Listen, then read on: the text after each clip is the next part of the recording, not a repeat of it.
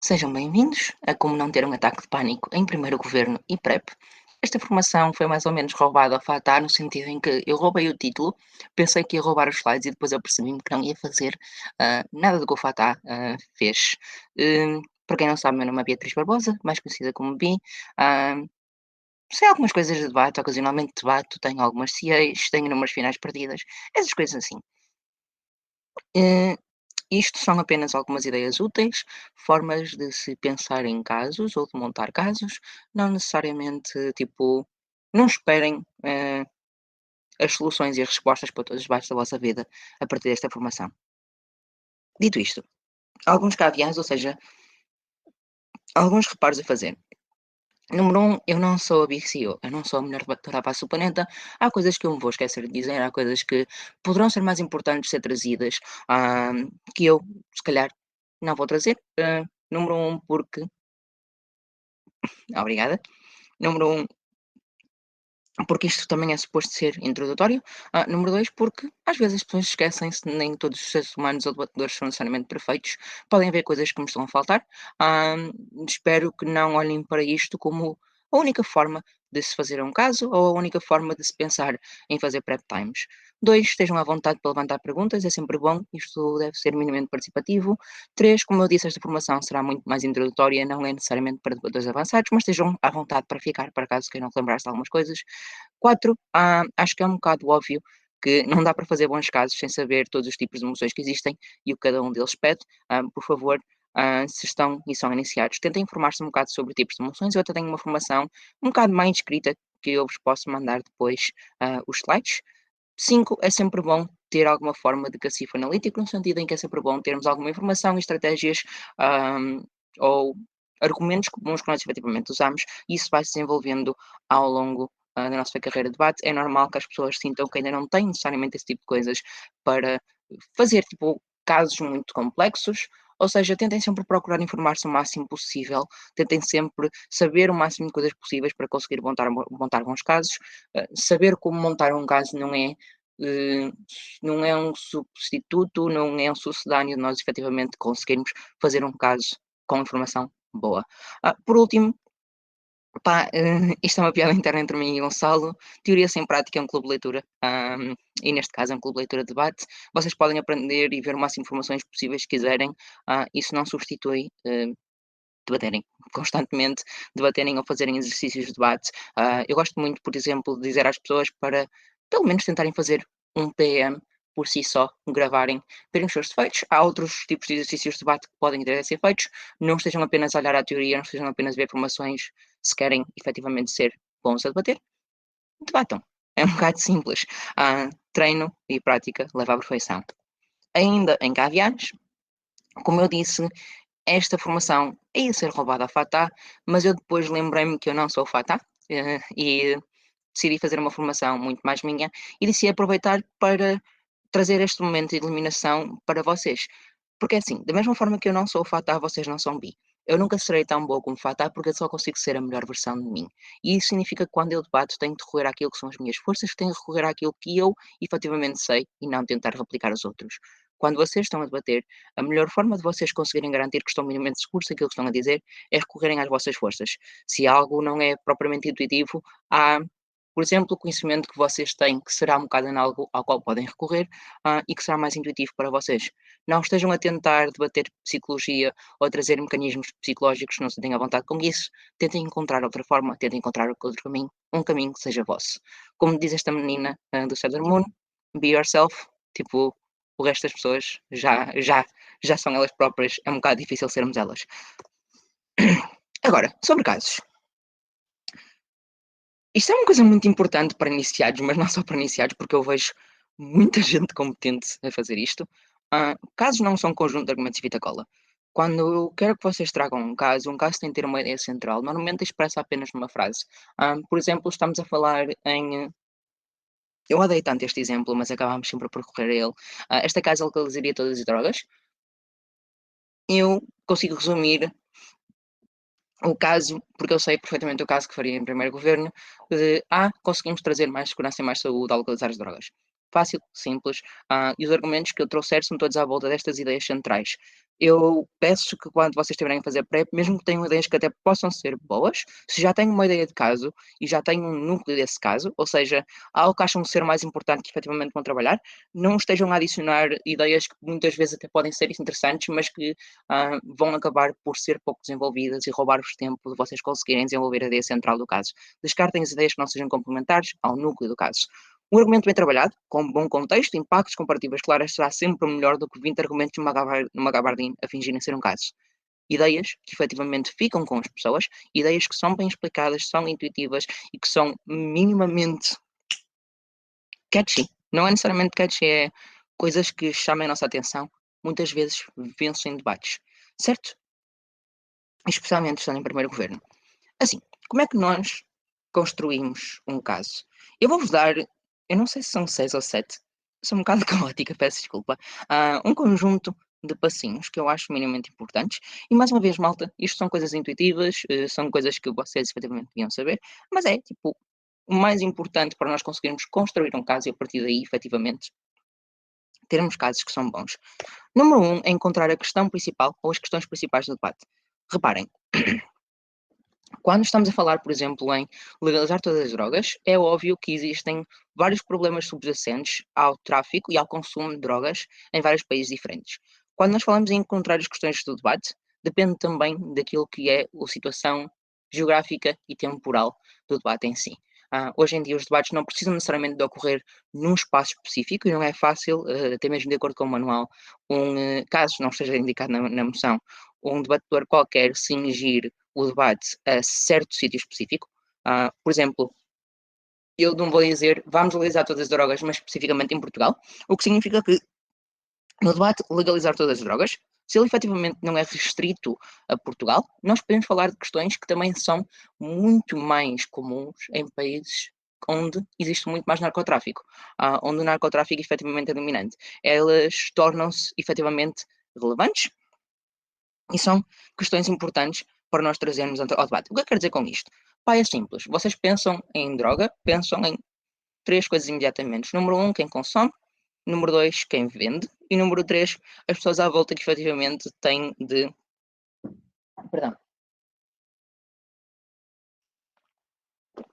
Têm de sustentar, muitas vezes ajudar as pessoas que efetivamente consomem droga. Se vocês estiverem a construir um caso sobre legalizar ou não legalizar, vocês vão estar à volta deste tipo de pessoas. Vocês vão estar à volta de saúde, segurança e narcotráfico. São estas as questões que são mais relevantes ao debate em si. Por isso, mesmo que vocês, por exemplo, achem, o argumento económico é capaz de ser fixe, legalizar a droga traz muito mais dinheiro para o Estado, esse dinheiro depois faz com que o Estado consiga ajudar mais pessoas. Se vocês não conseguem ligar esse tipo de argumento económico à saúde ou à segurança das pessoas, eu digo-vos que esse argumento não vai ser necessariamente relevante. Se vocês não conseguem encontrar quais é que são as questões centrais do debate e ligar os argumentos todas a essas questões, então o que vocês vão trazer será sempre tendencialmente irrelevante.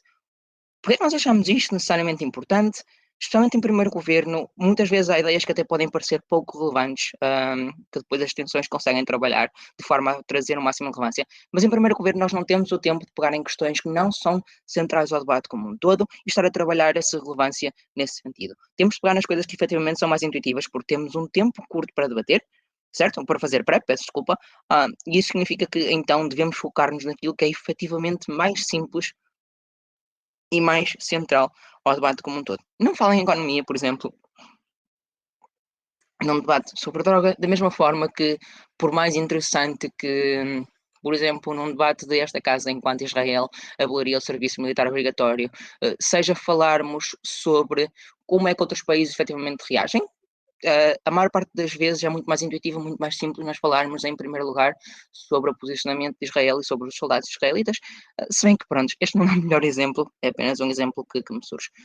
Número dois, quando nós fazemos um caso, é preciso ter alguma forma de dicionarização.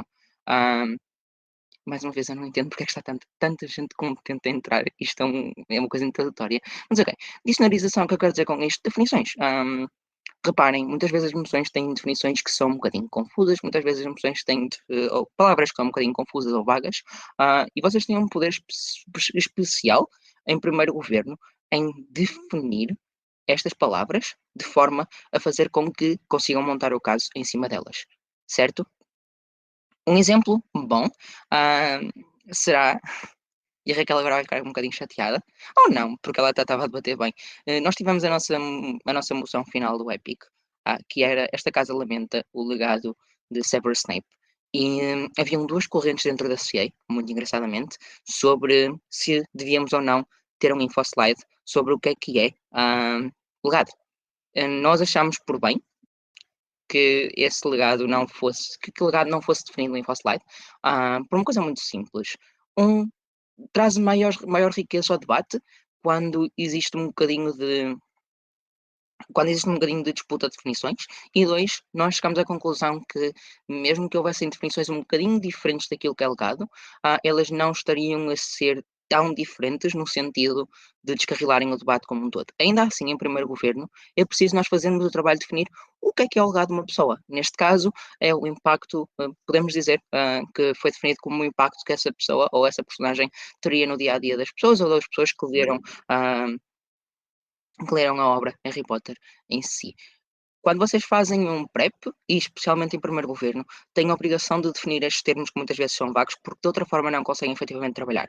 E é muito fácil, ainda para mais, que se vocês não apresentarem estas definições, uma segunda casa chegue e apresente a definição por vocês e diga: reparem, até agora o nosso primeiro governo esteve a debater em cima de uma sem qualquer tipo de definição e muitas vezes sem qualquer tipo de verdadeira relevância, porque estiveram a debater ao lado. Não conseguiram apresentar-nos, por exemplo, o que era uma verdadeira ideia de legado e devido a isso estiveram a debater em ideias que não eram necessariamente relevantes.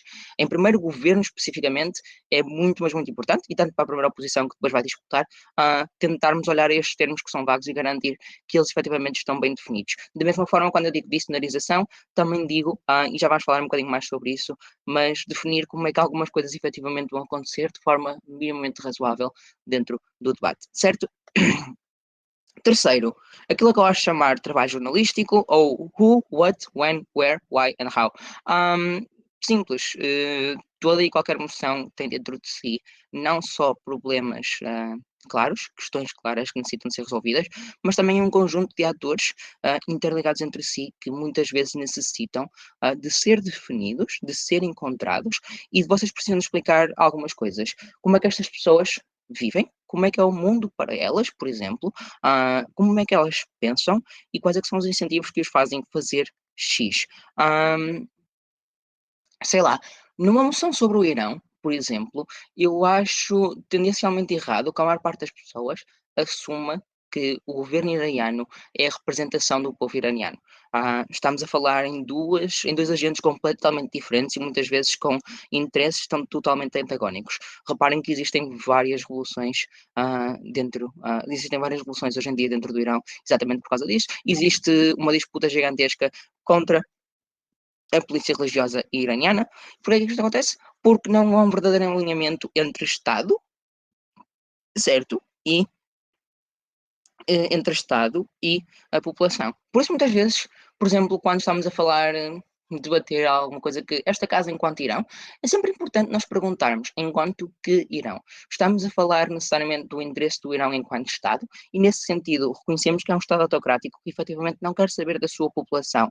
E, ou seja, estamos apenas a falar do interesse, neste caso é uma família real, acho eu, não tenho a certeza, mas do interesse dos filhos da puta que estão no poder, que constantemente oprimem a sua população, ou estamos a falar do interesse da população em si? Um, Quando nós fazemos este tipo de definição e quando nós efetivamente apresentamos este tipo de separação, é muito mais fácil depois efetivamente construirmos casos. É muito mais fácil nós largarmos alguns ónus, porque se eu estiver a falar enquanto Arábia Saudita, eu sei perfeitamente que o Estado da Arábia Saudita é apenas a família Bissalmane. Eu sei apenas que o interesse do Estado verdadeiro é o interesse da monarquia saudita e não necessariamente o interesse da pessoa. O que significa que é muito mais fácil eu descartar coisas como sanções. Sanções que são aplicadas geralmente a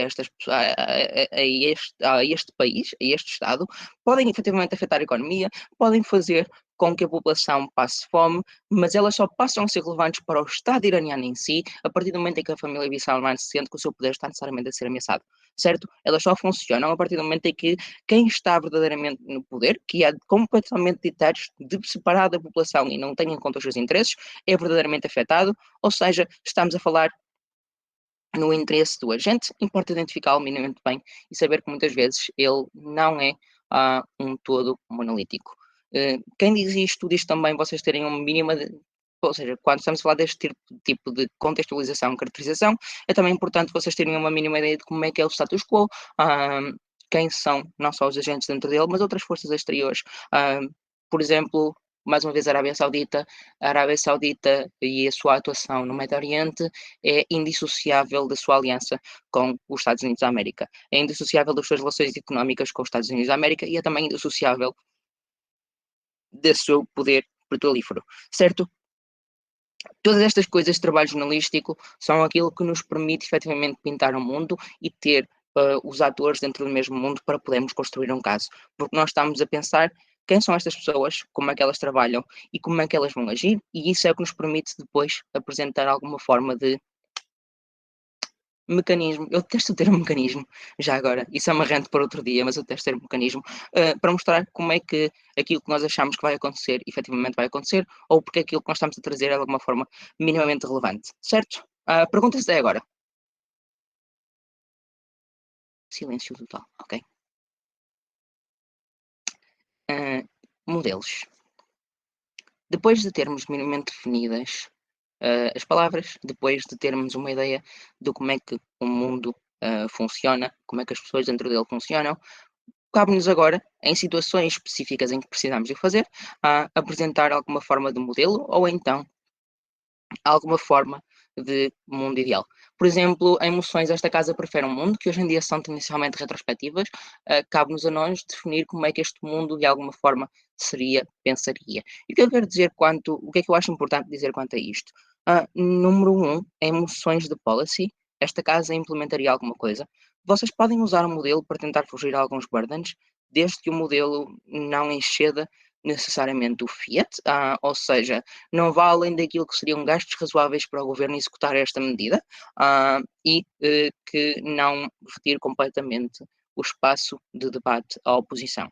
Ah, eu agora estou sem ideias de modelos bons que seriam de fazer, mas o importante, por exemplo, em legalizar drogas, nós podemos, dentro desta legalização, virar-nos e dizer que ela é acompanhada de alguma forma de regulação do Estado, que existem, que as drogas vão ser vendidas por farmacêuticas e pessoas que sejam licenciadas para o efeito, que haverão alguma forma de background checks e este tipo de coisas diz-nos ou ajuda-nos a prevenir, por exemplo, se estivermos a dizer que há alguma forma de teste do cadastro ou teste do passado das pessoas que estão a vender droga, e ajuda-nos já a precaver um bocadinho ao argumento que poderá vir da oposição de legalizar a droga ajuda pessoas que previamente estavam envolvidas no narcotráfico a lavarem o seu dinheiro e a poderem legalizar aquilo que eram as suas atividades ilegais, cumprir pena pelas coisas más que fizeram, certo? O modelo, assim, é importante no sentido de fazer entender como é que as coisas vão acontecer quando implementamos uma política qualquer, mas também é importante no sentido de nos ajudar a precaver-nos a alguns pontos de oposição. Malta mais iniciada, perguntas quanto a isto, é que está aqui tanta gente tipo competente que eu estou a pensar, não preciso estar a falar assim tanto sobre essas coisas. Mariana, Beatriz, perguntas, nada? Ok. Ainda sobre definições e caracterizações, ou neste caso, definições de mundo. Eh, em cenários em que é necessário apresentar um contrafactual, ou seja, hum, esta casa lamenta, ah, esta casa lamenta a prevalência da narrativa de que o amor paterno ou amor materno deve ser incondicional. É importante que a gente apresente um contrafactual que seja minimamente razoável. E então, neste sentido, o que é um mundo sem esta narrativa, como é que ele efetivamente funciona, é minimamente razoável nós ou é minimamente aconselhável nós apresentarmos não só este contrafactual, mas as justificativas de porque é que ele necessariamente será assim. No sentido de nós conseguirmos balancear ou agregar ou nem é agregar, meu Deus, debatedoras que não sabem usar termos corretos. Conseguirmos atrelar o nosso contrafactual a algo que seja razoável, explicações que façam com que ele não seja apenas uma ideia lançada para o ar, mas sim algo verdadeiramente funcional. Porque é que nós achamos que o mundo em que esta narrativa não existe funciona, por exemplo, com pais que são tendencialmente mais rigorosos com os filhos? Pá, porque se o amor efetivamente nunca é incondicional, então existe sempre e já agora esta moção não é boa, é assim lançada do cu para o ar. Se o amor efetivamente não é incondicional, isso significa que existe sempre alguma lógica de prova que é necessária de ser dada para o amor ter de ser merecido. Isso significa que agora existe mais exigência menos, à vontade, menos leniency, por parte dos pais para com os filhos quando eles cometem erros e também vice-versa. Porquê? Porque sem incondicionalidade é preciso dar-se provas. Isto é uma explicação um bocadinho rasa, fácil de fazer, mas é só para vocês terem em conta que quando se apresenta qualquer tipo de mundo alternativo, quando se apresenta qualquer tipo de contrafactual, ele precisa efetivamente ser justificado, da mesma forma que um modelo precisa de ser minimamente razoável e não exceder aquilo que é razoável para um governo poder fazer. Hum, certo? Até aqui tudo bem. Como é que, funcionam estas coisas no final? Nós pegamos nestas caracterizações que nós fizemos, nós pegamos no contexto de urgência do mundo que nós temos, nós pegamos nestes modelos e tentamos. É fácil, tipo, é tal como Orcs. Eu juro que isto parece-me um bocado parvo, mas eu gosto muito desta referência do Warhammer. Em Warhammer, Orcs, são uma facçãozinha engraçada, cuja tecnologia funciona à base de juntam uma cambada de metal, um em cima do outro, acredita que funciona e vai funcionar. Em debate, muitas vezes é um bocado o mesmo, se bem que com um mínimo de estrutura. Ou seja, juntamos um bom contexto, uma boa ideia de como é que o mundo efetivamente funciona, juntamos boas caracterizações e incentivos dos agentes, juntamos um mínimo de boa definição de como é que as coisas efetivamente vão acontecer e acrescentámos a isto, tipo, a partir daqui, nem sequer é preciso dizer, acrescentámos a isto, já temos os nossos mecanismos, já temos a nossa urgência, já temos tudo aquilo que nós precisamos para montar um caso especificamente. Ou seja, já agora, depois de tudo isto, depois de termos um caso, é sempre bom pensar o que é que o outro lado vai trazer. Existem burdens e trocas que nós vamos ter de fazer, como é que o outro lado pensa, e revermos o nosso caso, depois do prep, no sentido de tentar, ou depois, ou seja, na parte final do prep, no sentido de tentar já blindar o caso. Se eu sei que a oposição é uma daquelas coisas, já é tão intuitivo que uma pessoa nem pensa, mas eu sei que quando estou a falar em legalizar todas as drogas, a oposição poderá falar sobre aumentos do consumo, então eu, no meu caso, já estou a explicar como é que um aumento de consumo não é necessariamente mau, no sentido em que se este consumo é minimamente mais informado ou até podem haver mais pessoas a consumir, mas haverão menos overdoses. Se estamos a falar em lavar a criminalidade, então o meu modelo já especifica como é que lavar dinheiro criminal, peço desculpa, ou ajudar pessoas a sair do crime sem cumprirem a sua devida pena. Então o meu modelo já explica minimamente como é que quando nós temos alguma forma de registro ou quando obrigamos as pessoas a passarem por verificações antes de poderem vender droga, esse tipo de coisa não acontece. Pensar sempre naquilo que o outro lado vai trazer ajuda-nos a construir argumentos que são mais robustos, que efetivamente funcionam melhor e que, especialmente em primeiro governo, eh, resistem ao tempo e ao debate como um todo. Ou seja, fazer PrEP é simples.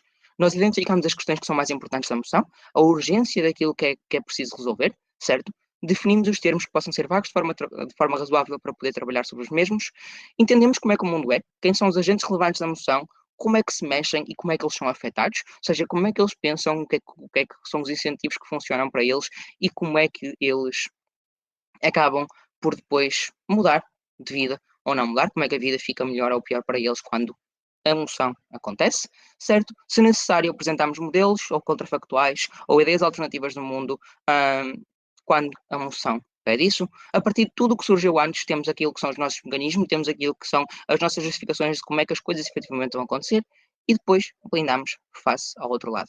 Até agora, questões?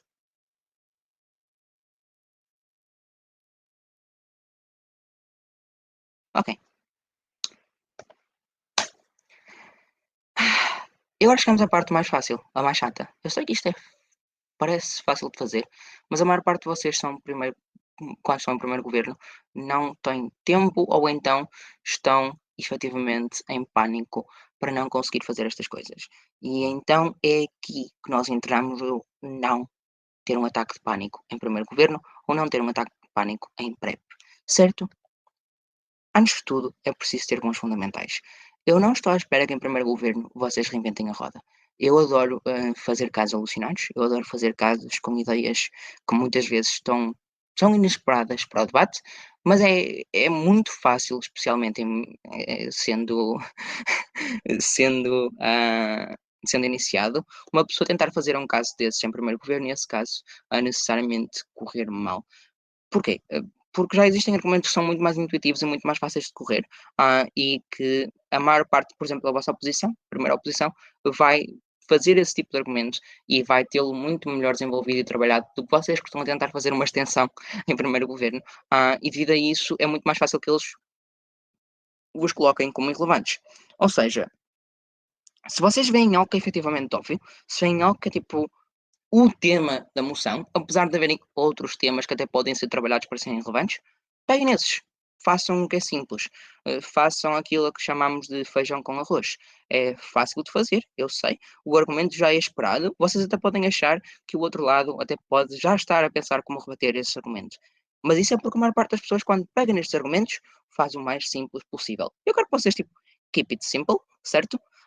Eu até estou a brincar a dizer keep it stupid simple, mas é keep it simple stupid, certo? Mas isso não significa manter as coisas simples, que elas não possam ser trabalhadas com o mínimo de zelo, com o mínimo de rigor, de forma a estas coisas simples poderem vencer debates. Reparem, o debate tem de vencer, o debate tem de responder a vocês e não o contrário. Então, se vocês conseguirem trazer para estas ideias simples, para estas ideias que já são esperadas, o melhor contexto possível, que mostra porque é que aquilo que vocês estão a trazer é a coisa mais urgente para este debate, se vocês, por exemplo, dentro do debate legalizar todas as drogas, ah, conseguirem fazer um contexto minimamente decente sobre, reparem, todos os dias morrem pessoas, existe um risco gigantesco, não só destas pessoas, ah, ou seja, não só do consumo de droga levar a que as pessoas tipo, tenham vários problemas de saúde, consigam morrer, etc., mas também delas poderem piorar a saúde de outras pessoas, seja porque estão a conduzir intoxicadas, seja porque estão a piorar aquilo que é o contexto de saúde da população. Por exemplo, num certo sítio existem agulhas, assim no chão, certo? Quando vocês conseguem ter este contexto mais trabalhado, este contexto muito mais, de relevância, que traz muito mais urgência, do que seria de esperar, então aquilo que vocês vão trazer torna-se imediatamente mais relevante. Mesmo que seja o argumento mais simples à face do planeta, é um argumento a que toda a gente efetivamente tem de responder. E se for bem trabalhado o suficiente, vai haver alguma coisa que efetivamente resta deste argumento, para no final do debate a adjudicação ainda ouvir. Hum, e o que eu digo é: escolham um clash e metam tudo dentro deste clash. Escolham uma questão importante do debate que querem resolver e tragam, não precisam de ser muitos argumentos, mas argumentos muito bem desenvolvidos sobre como é que conseguem resolver esse problema. Eu digo até que é bom a um primeiro-ministro, por exemplo, passar coisa de 1 minuto, se calhar até 2, em contextualização, e definições, em vez de estar a trazer logo argumentos, e depois, quando já temos essa relevância bem trabalhada, aí sim trazemos argumentos que respondem à pergunta que nós já mostramos que é a mais importante. Ah, Número 3, tipo, ainda em fundamentais, comuniquem bem, no prep time, de forma a garantirem que não só vocês, em específico, mas também o vosso parceiro, que também o vosso parceiro entende o caso, porque assim o adjunto sabe necessariamente aquilo que deve defender, o que deve reconstruir, onde adicionar e com o que é que se deve comparar. Sabe quais é que são as questões mais fundamentais ao caso e onde é que ele precisa de ser defendido no sentido de refutação direta, ou seja, eles estão a dizer que isto não funciona, nós temos de mostrar como é que isto ainda funciona. Refutação de não, não, o meu mecanismo funciona por causa da A, B, C e D, versus fazer uma comparativa. Nós estamos a falar sobre saúde, nós mostramos que saúde é a coisa mais importante. Eu não vou necessariamente ter de estar a refutar sobre como é que temos mais ou menos segurança, até posso, mas mais do que estar a refutar sobre como temos mais ou menos segurança, eu vou mostrar como é que essa segurança face ao narcotráfico é irrelevante face ao tema da saúde. Certo? A até agora alguma questão? Nada, ok. Das fundamentais que deveriam ser fundamentais. Número um, comunicação clara e boa introdução de caso. Já mostrei sobre como é que importa nós termos um bom contexto PM para trazer aquilo que mais importa, mas o que eu gosto de dizer é, vocês pontuem bem isto com uma frase de efeito. Ah, tal como eu tinha dito, eu se conseguir resumir o meu caso numa frase, então eu sei necessariamente qual é que é o espírito do caso em si, e eu sei que ele fica na minha cabeça. Da mesma forma, se eu conseguir resumir o caso numa frase que seja minimamente chamadora, eu também consigo que ele fique na cabeça da adjudicação. Hã, exemplos engraçados, ou exemplos fundamentais disto em, no discurso de primeira oposição, hã, numa moção de "Esta casa espera que não exista vida alienígena", que eu acho que é uma final dos Euros, mas agora não sei dizer qual é a final dos Euros. Hã, o Jack, esqueci-me do último nome dele, vamos fingir que não tem. Ah, Euros Zagreb 2023, sim, sobre vida alienígena. Ele faz um caso inteiro, Jack Palmer, obrigada. Ele faz um caso inteiro, hã, sobre como existir é sofrimento. E ele pontua o final do discurso de uma forma muito simples, tipo, existência é um fardo gigantesco que não traz qualquer tipo de felicidade, algo assim semelhante, e não o desejo a nenhuma outra pessoa. E por isso espero que não exista vida alienígena. Simples, impactante, e é um tipo de coisa que ainda hoje eu já não vejo essa emoção, eu já não vejo essa final há bué. Ainda hoje eu penso nisto e consigo lembrar-me nos pontos principais do caso, porque eles foram efetivamente bem resolvidos numa frase. Se vocês conseguirem trazer essa frase-chave, essa ideia que tipo, é isto que nós estamos a defender, então é muito mais fácil que o vosso caso continue na cabeça da vossa mesa, mesmo depois de vocês terem falado algum debate como um todo. Isto é uma preferência, já agora, o número 2. O número um é tipo, recomendação total, façam isto. É a melhor coisa, tipo, se não retirarem mais nada desta formação inteira, especialmente malta mais avançada, façam isto. Só isto. Tipo, muitos de vocês que aqui estão, mais uma vez, não sei porque é que estão aqui, peço desculpa, amores, já sabem debater minimamente bem, já sabem, tipo, montar casos competentes. Muitos de vocês ainda não fazem isto. Façam. É a coisa mais simples para se conseguir garantir que o nosso caso fica na cabeça da adjudicação. Número 2, para garantir que o caso fica na cabeça da adjudicação, ah, façam a primeira e não façam a segunda. Mesa. Neste discurso eu vou-vos mostrar como é que eu resolvo a fome em África, vou-vos mostrar como é que eu consigo fazer com que todas as pessoas sejam minimamente felizes e vou-vos mostrar. Não. Neste discurso eu vou provar 4 coisas e uma lista de 4 coisas e em vez de, tipo, introduzir as cabeçalhas é só: "Vou provar isto, isto, isto, isto". Eu enquanto adjudicadora, tipo, eu fico sem vontade nenhuma de escrever quando vocês me trazem este tipo de coisas. Sim, eu escrevo, mas é tipo, vocês percorrem uma lista gigantesca de coisas que vão fazer a correr, muitas vezes acabam por nem sequer as fazer, e eu só fico a pensar: "Parabéns, acabaste de gastar 30 segundos do teu discurso a dizer que ias fazer coisas quando podias ter passado esse discurso, esse tempo de discurso a fazê-las. Muito mais fácil. E é por causa disso que eu introduzo o terceiro elemento, que é flagging bem feito, não é mesa, eu vou fazer isto, é dizermos o que é que vamos fazer, porque é que é relevante para o debate, ou então dizermos que vamos fazer, mas com um elemento importante, que eu acho que a maior parte das pessoas se esquece. Nós, enquanto debatedores, temos a tendência gigantesca para falar rápido para caralho, porque achamos que é isso que traz mais informação, mas não temos ou não nos apercebemos de como é que desacelerar consegue ser bom para o debate. O que é que eu quero dizer com isto? Se vocês passam o tempo todo a trazer os argumentos num sentido rápido para caraças e depois dizem: Ok, agora o que é que nós acabamos de vos provar? Nós mostramos que, através do mecanismo apresentado, quando vocês desaceleram, vocês dão mais tempo à mesa de escrever, certo? Isto é o óbvio, mas não só. Fazem com que o ritmo que estava previamente estabelecido no debate tenha sido mudado e isso traz atenção. É uma daquelas coisas que são elementos extratextuais, ou seja, fora das nossas palavras, mas que ajudam naquilo que é o quesito de não necessariamente de relevância, mas sim persuasão. É da mesma forma que quando nós mudamos de tom, quando nós trazemos, e eu acho isto muito importante também, eu acho que isto também é uma prova de flagging, já agora, quando nós trazemos um tom mais preocupado ou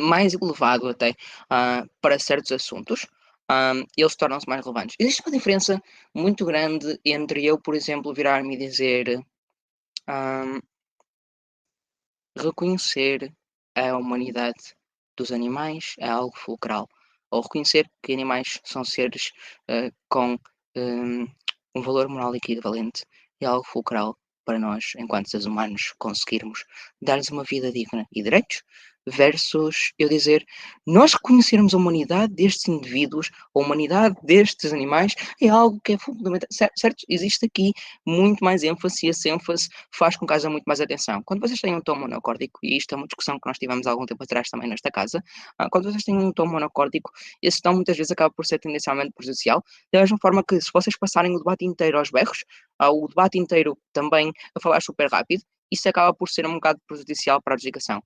Existe um efeito de droning, existe um efeito de aquilo que está a ser apresentado, até pode ser relevante, mas não há qualquer tipo de diferenciação entre ele, e faz com que a certo ponto, os indicadores menos capazes e menos experientes, eu não sei o termo em português para isto, mas é tipo deem zone out. Deixem de prestar tanta atenção, porque não há variação de discurso que faça com que isto passe a ser efetivamente mostrado como relevante, ou na cabeça deles que seja efetivamente relevante. Por isso, se vocês adicionarem às desacelerações e ao tom o ponto mais importante, que acho eu que é dizer aquilo que nós acabámos de fazer prova que vencemos no Clash X. Isto significa que agora temos mais saúde, certo?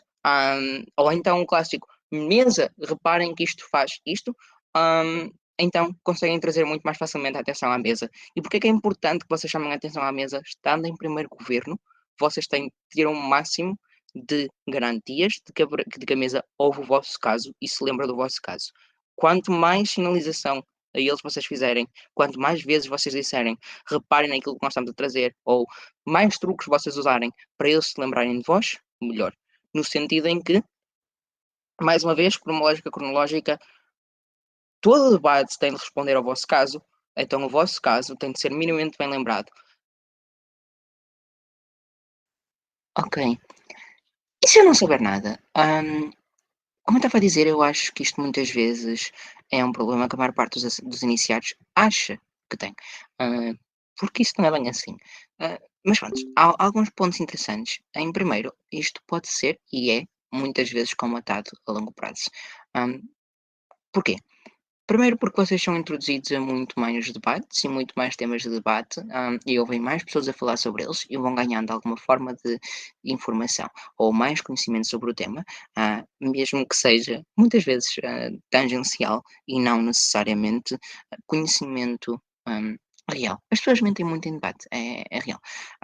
Número dois, e se calhar ainda mais importante ou mais fulcral, quando nós chegamos a um certo ponto de debate, nós queremos ser constantemente melhores. E esta vontade de melhorar, esta vontade de querer ser melhor, leva muitos debatedores a fazerem case files, ou seja, ah, conjuntos de informação ou pequenos compêndios de informação, sejam eles digitais ou físicos, ahm, que falam sobre, por exemplo, relações internacionais, coisas de economia, coisas de feminismo, etc, etc. E vocês podem ser o tipo de debatedor que vai à procura desta informação e vai compilando essa informação, ou então, até podem ser o tipo de debatedor que compila essa informação com outros debatedores, ou se quiserem, e isto é promoção, grátis à STUP, podem ser, debatedores preguiçosos e recorrer ao case file da STUP, que estará no drive providenciado, eh, todos os debatedores da STUP. Gonçalo, já sabes, tens de postar. Hum, Mas falando a sério, tipo, existem vários, mesmo não falando da stupa em si, existem vários case files por aí, existem canais até, cheios de informação para debatedores e canais que vocês podem seguir.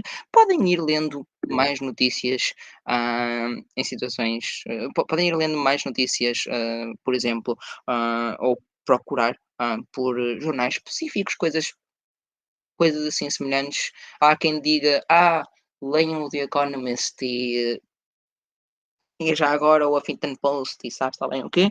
Hum, eu acho que muitas vezes não interessa necessariamente qual é a fonte, se é tipo um jornal grande que seja, de grande nome, no qual vocês têm de gastar, sabes lá bem quanto dinheiro para uma subscrição, desde que vocês consigam testar a qualidade e, estejam sempre a verificar as vossas fontes contra outras fontes.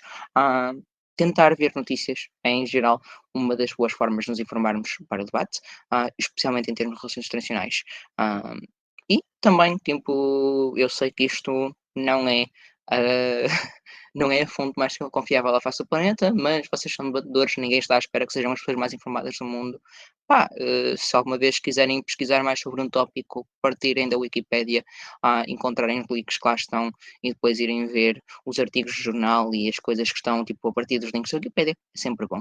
Hum, 2, em termos de não saber nada, relembrem-se que vocês não debatem sozinhos, tem sempre alguém ao vosso lado que até pode saber alguma coisa, ou então, no fervilhar de ideias de o que é que nós podemos trazer aqui? Se calhar, não sei muito de economia, mas as pessoas até podem sentir que têm dificuldade em poupar e do nada, surgiu uma ideia brilhante.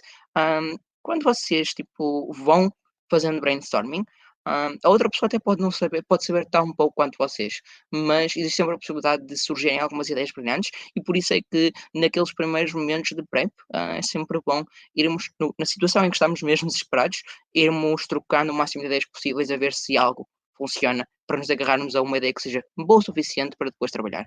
Hum, 3, muitas vezes eu enquanto CA, por exemplo, e não sou a única, os CAs não gostam de, dificultar-vos assim tanto a vida. Há coisas dentro da moção, há coisas dentro do InfoSlide que até servem para vocês fazerem algum tipo de casos. Sublinhem as palavras importantes, por exemplo, em algumas moções de policy, ah, a própria palavra que está a ser aplicada, ah, só o simples elaborar de como é que vamos fazer X, por exemplo, puniria, esta casa puniria pessoas que não gostam de amarelo, sei lá. Vocês podem estar a pensar: "Como é que eu vou, fazer oposição a isto? O que é punir? Como é que este punir vai acontecer especificamente?". Ok, não estamos a falar de um crime assim tão grave e partir a partir daí, da desconstrução da moção, ou da desconstrução das palavras da moção, tentar criar alguma forma de imagem do que é que efetivamente vai acontecer e a partir daí um caso. Nem sempre é o melhor, obviamente eu preferia que vocês seguissem a checklist, mas em situações de desespero nós podemos e devemos, trabalhar com aquilo que temos e aquilo que temos muitas vezes é apenas as palavras que estão dentro da moção. Por último, há ou por último não, ponto 4, vocês podem desconstruir a moção à base de coisas semelhantes que vocês sabem. Se calhar vocês não sabem tanto sobre X país no Médio Oriente, mas até sabem um pouco sobre relações internacionais, europeias, e mesmo que as situações não sejam análogas, estados funcionam como estados funcionam. Há mecanismos que se vão continuar a manter.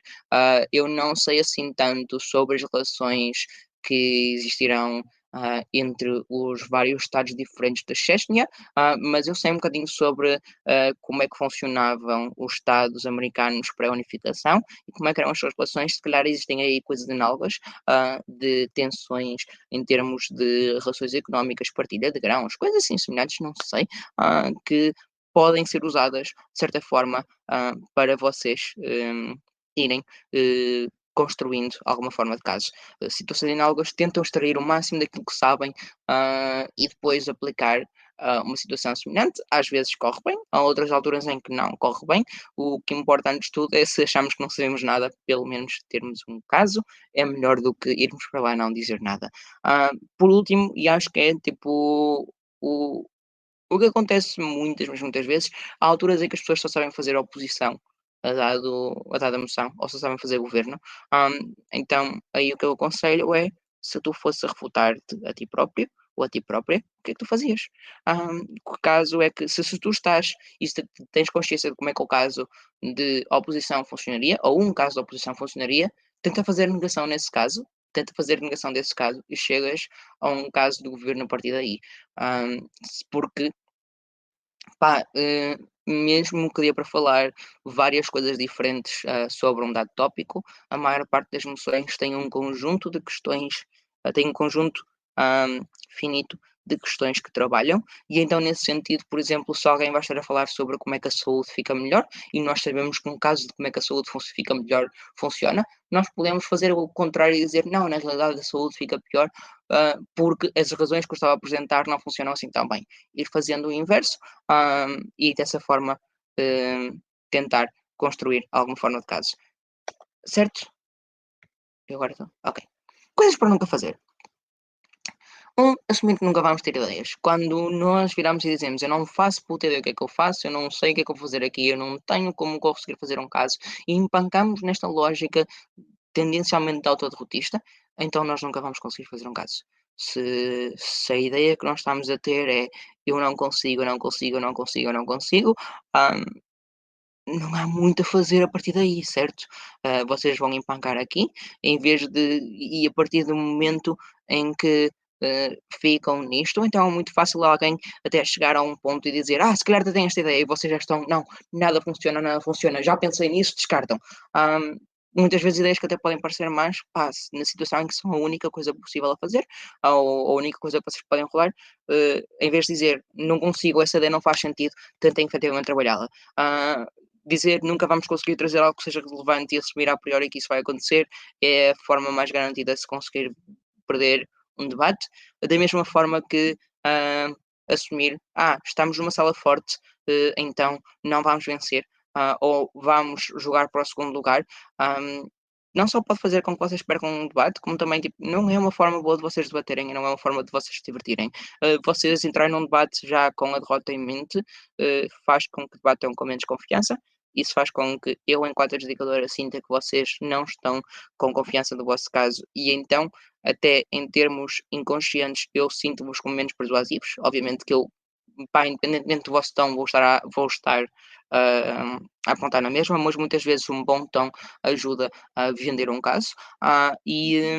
Eu só acho, tipo, tendencialmente antidesportivo nunca fazermos o nosso melhor contra pá, pessoas que são efetivamente melhores, entre aspas, porque cada debate é um debate.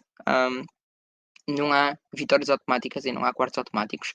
Então, pensarmos minimamente sobre o que é que nós conseguimos efetivamente fazer ou nós conseguimos dar o nosso melhor, é sempre melhor do que estarmos a dizer: eu estou numa sala alta, nunca vou necessariamente vencer, ou é sempre melhor do que fazer como fez um certo Eliseu. Sim, Eliseu, ainda estás aqui, vais ouvir. ah, o Lucas já ficou em primeiro lugar e eu vou lutar pelo segundo. Isto não se faz. Isto não é debate. Vocês estão a competir contra. Deu certo, mas não devia ter dado. Vocês estão a competir contra três equipas, não contra duas. Nunca assumam que há uma equipa que não podem derrotar. Até porque quando vocês, por exemplo, deixam de fazer certas comparativas ou deixam de tentar ser melhores do que a vossa primeira oposição, e imaginando no caso do Brasil, em que estava em segunda posição e não tentou ser melhor que a primeira posição, correm o risco de nem sequer vencerem o primeiro e o segundo governo. Façam sempre o melhor possível que estiver à vossa disposição e esta é uma coisa muito, mas muito importante de reter, até que não deixei não deixei nos slides, mas acho importantíssimo que vocês pensem, no caso de terem perdido, ganham o próximo. Ou se não ganham o próximo, tentam ganhar o próximo. Hum, Esta ideia de que debate é um tudo ou nada, no sentido em que todo debate é o último debate que nós temos, é altamente idiota e é contraprodutiva. Hum, Eu adoro estar em debates complicados. Eu adoro estar em debates em que eu sinto que a vitória não é garantida e que eu sinto que tenho de trabalhar pelo primeiro lugar ou até mesmo pelo segundo ou o terceiro lugar, ah, porque são os debates em que eu efetivamente mais cresço. São os debates que me obrigam a dar o máximo de mim e são os debates que me fazem sentir mais desafiada, e muitas vezes sou exposta a perspectivas que até agora não tinha conhecido e formas ou até ideias que eu não estava à espera que surgissem no debate.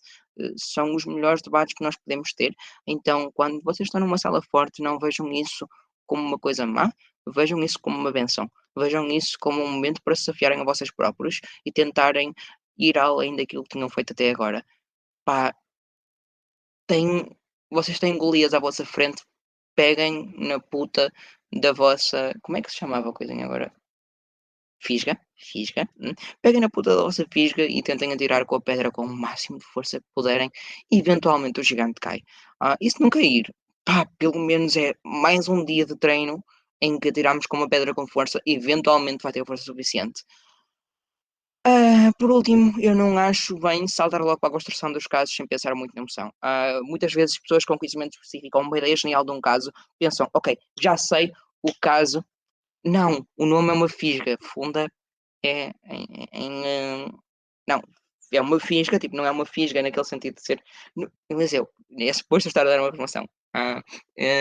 Pronto, eh, se muitas vezes as pessoas têm ideias geniais, ideias de como é que o caso efetivamente vai correr, hum, e o que acaba por acontecer é essa ideia genial, que até era capaz de ser genial, ou esse conhecimento específico que nós temos, que até é capaz de ser muito bem alavancado, é trazida com tanto entusiasmo e tanta pressa, que não é necessariamente bem trabalhada. Nós já sabemos que isto tem o potencial de efetivamente vencer um debate, e então não pensamos, ok, mas como é que isto vai de encontro àquilo que o outro lado vai trazer? Como é que isto funciona com na comparativa com os benefícios que o outro lado tem. Ou se calhar até pensamos, eu tenho este conhecimento de nicho que funciona muito, tipo, que não tem qualquer tipo de resposta, porque eu não sei essa resposta, e o outro lado até tem. E então termos o máximo de precaução no sentido de pensar, ok, esta ideia genial é fixe, como é que nós conseguimos trabalhá-la tendo em conta o contexto que é apresentado, a emoção, é sempre bom. Saltar logo para a construção do caso sem pensarmos especificamente nos burdens ou nas trocas que o caso nos obriga a fazer, muitas vezes leva-nos a que ideias que podiam vencer o debate acabem num quarto lugar, certo?